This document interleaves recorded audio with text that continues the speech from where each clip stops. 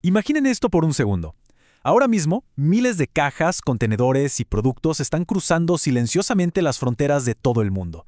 Teléfonos, trigo, autos, medicinas, literalmente de todo. Pero, a ver, ¿cómo evitamos que este intercambio gigantesco se convierta en un caos total? Bueno, la magia está en un lenguaje numérico, invisible pero superestructurado, que básicamente es el ADN del comercio mundial. Y justamente hoy vamos a desglosar exactamente cómo funciona toda esta gran estructura. Y es que, si lo pensamos bien, la magnitud de todo esto es una locura. Tenemos millones de bienes completamente diferentes cambiando de país a cada rato. Sin un sistema estandarizado, tratar de cobrar impuestos o aplicar reglas de forma justa a cada cosita sería francamente imposible. O sea, es imposible cobrar los impuestos correctamente si primero no sabemos con precisión casi científica qué es exactamente eso que está cruzando la frontera, ¿verdad? Entonces, para entender cómo resolvemos este problema monumental, nuestra hoja de ruta de hoy tiene 6 paradas. Vamos a ver. 1. El lenguaje del comercio global. 2. Los aranceles, sus tipos y funciones. 3. El sistema armonizado mundial. 4. La estructura arancelaria usando de ejemplo a la República Dominicana. 5. Los tipos de partidas aduaneras. Y finalmente el punto 6. Cómo clasificar una mercancía paso a paso. Básicamente vamos a ir desde la perspectiva más global hasta llegar al detalle más minucioso. Arranquemos con el punto 1, el lenguaje del comercio global, o cómo traducir bienes físicos en códigos numéricos, empezando por la parte más amplia. Lo primero que necesitamos es un vocabulario universal, un idioma que pueda traducir cualquier objeto físico que se les ocurra en un número exacto. Y esto nos lleva directo al concepto estrella en este análisis, la nomenclatura. Suena súper técnico, ¿no? Pero en realidad esta definición nos muestra que no es más que el arte científico de categorizar las cosas para poder comerciar con ellas. Es agarrar a algo, aplicarle un orden estricto, usar términos especializados y seguir un método que no cambia, para que todos los involucrados, sin importar de dónde sean, hablen y entiendan exactamente el mismo idioma técnico.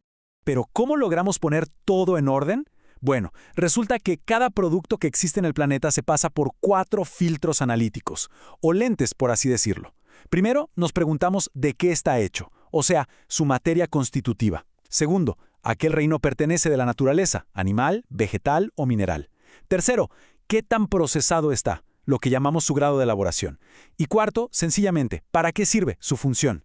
Literalmente, si un objeto existe en este mundo, tiene que poder definirse usando estos 4 pilares. No hay escapatoria. Pasemos al punto 2. Aranceles, tipos y funciones. O básicamente el precio de cruzar fronteras. Porque claro, saber qué es un objeto es solo la mitad del trabajo. La otra gran parte es descubrir qué impacto fiscal tiene eso en la economía de un país. Y aquí entra en juego el dinero, la recaudación. Un arancel, en su forma más pura y simple, es ese impuesto o gravamen que se le aplica de forma súper rigurosa a los bienes que se importan o exportan. Es, para ponerlo en palabras sencillas, la cuota de peaje económico que hay que pagar para poder entrar o salir de una nación. Ojo, no todos estos peajes se cobran igual. De hecho, hay 3 maneras principales de calcular este impuesto. Tenemos el ad valorem, que es básicamente sacar un porcentaje del valor total de la mercancía. Luego está el específico, que le pone un valor monetario fijo a cada unidad que cruza, sin importar qué tan cara o barata sea. Y por último está el mixto, que como su nombre lo indica, es una mezcla inteligente de los 2 anteriores. Te cobran un porcentaje y además un monto fijo. Llegamos al punto 3. El sistema armonizado mundial, el estándar universal para los países participantes. Ya sabemos cómo cobrar, pero ¿cómo logramos que todos los países del mundo se pongan de acuerdo para cobrar impuestos usando las mismas bases? Aquí es donde entra la solución global. Creado por la Organización Mundial de Aduanas, el sistema armonizado es literalmente la gran piedra roseta del comercio internacional. Estamos hablando de un estándar numérico donde los primeros 6 dígitos de cualquier producto clasificado son exactamente idénticos en todos los países que firmaron el acuerdo. O sea, el código de un teclado de computadora va a empezar con los mismos 6 números en Tokio, en Buenos Aires o en cualquier otra parte del mundo.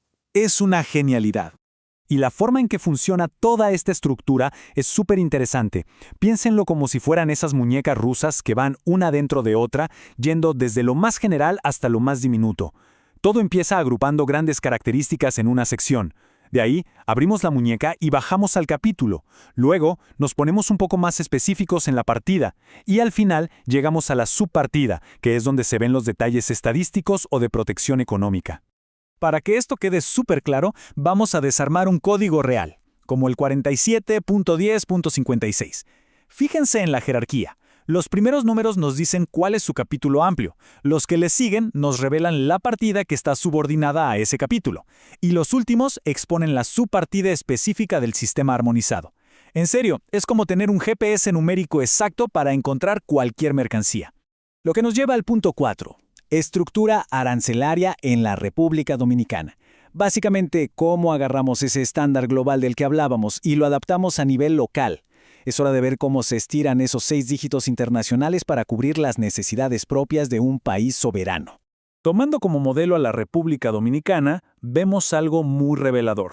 Los dígitos del 1 al 6 son sagrados. Esa es la regla internacional y no se toca. Pero los países tienen total libertad para expandir ese código. En este caso, se le suman un séptimo y un octavo dígito, creando lo que se conoce como la subpartida operativa nacional. Esto le da al país el superpoder de afinar muchísimo más el control basándose en su propia economía interna. Claro, administrar todo esto significa procesar una cantidad de datos gigantesca. Para que se den una idea, la estructura dominicana organiza absolutamente todo lo que existe en el mundo material en apenas 21 secciones. Esas secciones contienen 99 capítulos por dentro.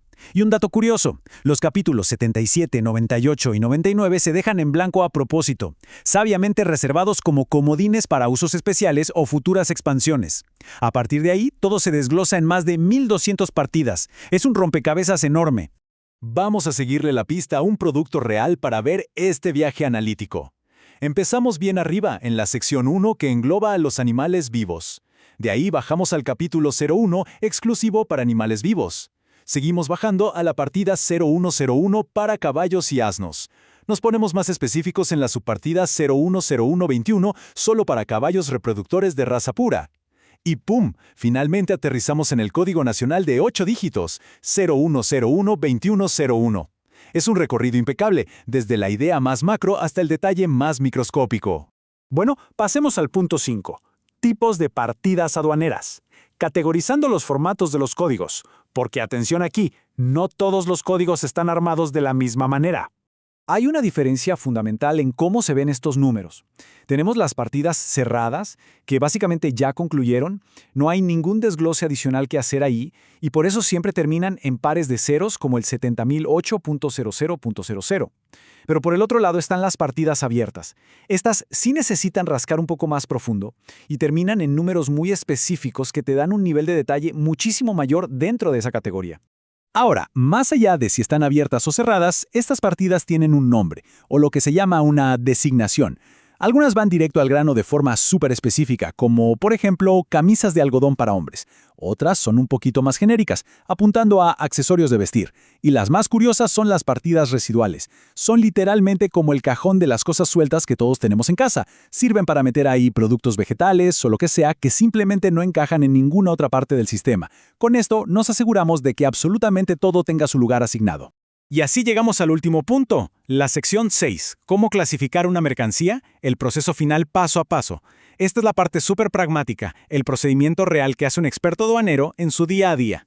El método es estricto y tiene 4 pasos. Determinas la sección, luego el capítulo, después la partida y finalmente la subpartida. Suena fácil, ¿no? Pero hay una regla de oro absoluta, inquebrantable en cada uno de estos pasos. Tienen que leer las notas. Las notas explicativas, las de sección, las de capítulo, todas. Interpretar mal una sola nota significa clasificar mal el producto. Y clasificar mal se traduce en un error de impuestos drástico y costosísimo. Miren el increíble nivel de detalle en este documento real sobre tractores. Olvídense de buscar un código simple que diga tractor y ya. Un especialista tiene que leer, investigar y distinguir si es un tractor para semirremolques de carretera, si tiene orugas o incluso revisar los caballos de fuerza.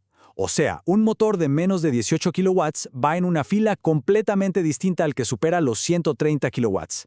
Es literal pura ingeniería de la información en acción. Y antes de terminar, hay algo fundamental que no se puede dejar de lado. Clasificar mercancías no se trata solo de cobrar impuestos. Nada de eso. Tomemos como ejemplo este documento sobre la importación de jabón. Aquí nos damos cuenta de que ese número de partida también activa regulaciones gubernamentales. Nos dice que para ingresar ese producto se necesitan permisos del Ministerio de Salud Pública. Es decir, esta nomenclatura actúa también como un perro guardián que protege la salud de las personas y asegura que se cumplan las leyes de cada país. Es vital. Todo esto nos deja con una reflexión súper profunda. A ver, hoy entendemos perfectamente este brillante sistema que pone todo en orden. Pero el mundo avanza rapidísimo. Todos los días se inventan nuevos materiales, dispositivos cuánticos y tecnologías loquísimas que antes solo veíamos en la ciencia ficción. Así que la gran pregunta es, a medida que la innovación siga creando productos sin precedentes, ¿será este enorme y rígido árbol numérico lo suficientemente ágil para clasificar las mercancías del mañana que todavía ni siquiera podemos imaginar? Es, sin lugar a dudas, una frontera fascinante para el futuro del comercio global.